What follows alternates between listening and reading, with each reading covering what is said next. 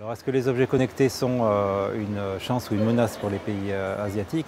C'est évidemment les deux, à mon avis.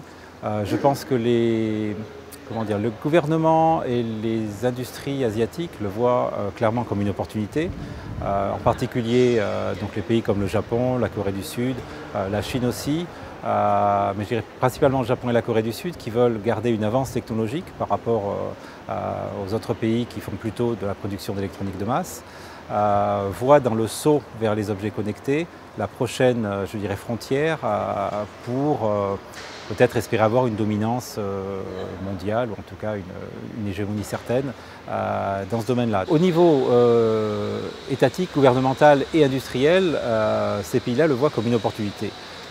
Maintenant, clairement, avec toutes les attaques informatiques qu'on a eues ces derniers jours, ces derniers mois, et la prise de conscience, je dirais, au niveau mondial, je pense que ça peut être une menace, parce que clairement, les sociétés asiatiques sont plus acceptantes, je dirais, de technologies que ne le sont les sociétés occidentales.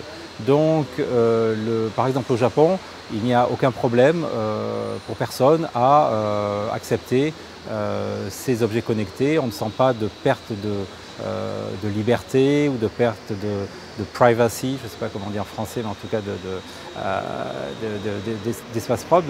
Donc clairement, ces objets connectés vont arriver massivement sur le marché et vont être acceptés par la population. Si des attaques se passent, évidemment, je pense qu'elles risquent d'avoir peut-être plus d'impact qu'elles n'auront dans les pays occidentaux où je pense que la pénétration sera plus lente.